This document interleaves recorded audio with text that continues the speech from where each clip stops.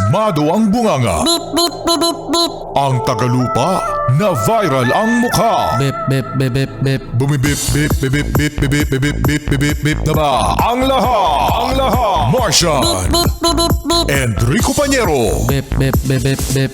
Beep, beep, beep, Bip, bip, bip, bip, bip. Bip, bip, bip, bip, bip. Titilaok! Titilaok! Ito na ang 101.1 Yes FM Balitang Oy, sa mga yes pre natin dyan na nasa palengke, na malengke na o kaya naman mga nagtitinda sa mga public market mga yes pre, magkano ang presyo ng karot? Kawot! Oo, ng karot. Meron bang Tagalog ang karot? Parang wala, no? Karota! Invento to. Karota. Karota! Asawa ni Karota, asawa ni... Karoto! Wala nga, no?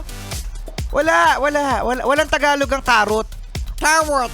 Ano, sabi ni Kia Tolitz ay asonoria? Totoo ba yan, asonoria? Totoo, legit? Hey Siri, what is Tagalog of carrot? Maintindihan ba ako nito? Do you want to use ChatGPT? Si ChatGPT na naman! Wala pwede ko. Legit ba yan, Kia Tolitz? So ito nga, speaking of carrot, mga yes friend, alam nyo ba na sa Benguet, pinamimigay na lang ang mga karot? Oh no! Bakit? Kasi nga naman mga yes friend, napakaraming ani ng karot ngayon sa Benguet. So pinamimigay na lang ng mga magsasaka dahilan sa luging-lugi sila mga yes friend sa pagbebenta ng karot. So ito yung binabarat yung mga farmers natin. Nakakalungkot mga yes friend. Imagine, 15 pesos to 20 pesos kada kilo ang per kilo sa Benguet. Pero napag-alaman mga yes friend na ang presyo ng karot sa Trabaho Market sa ilang mga pamilihan ay 70 pesos to 120 pesos.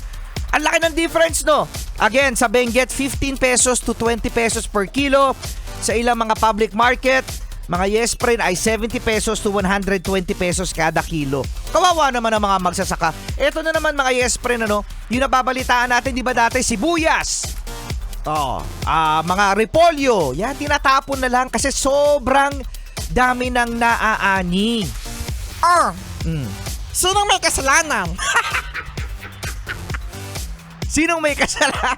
Sinong may kasalanan? Siguro, tamang communication with the local government at ang national government gumawa ng paraan kung paano maididistribute, mapre-preserve ang mga ganitong mga tanim. Sayang mga yes friend. At isa pa, nakakalungkot kasi pinuhunan to ng mga magsasaka. Kawawa na naman ang mga nagpapakain sa atin mga yes friend. Alam nyo ako with all honesty mga yes friend, nung bata ako, di ba sabi sa mga contest, Martian, sabi ng host, Anong gusto mo paglaki mo? yan, anong gusto? Di ba yung iba gusto maging doktor? Ako gusto ko maging magsasaka. Kasi feeling ko pag naging magsasaka ako mga yes friend, hindi ako magugutom. Yung pala, ang mga magsasaka dito sa atin ngayon, sila yung nagugutom. Sino may kasalanan? Sino may kasalanan? Ang daming kawot! Maraming karot. Kasama nyo pa rin, Enrico Pañero. At Martian, the cute! What's up, Doc? Karot.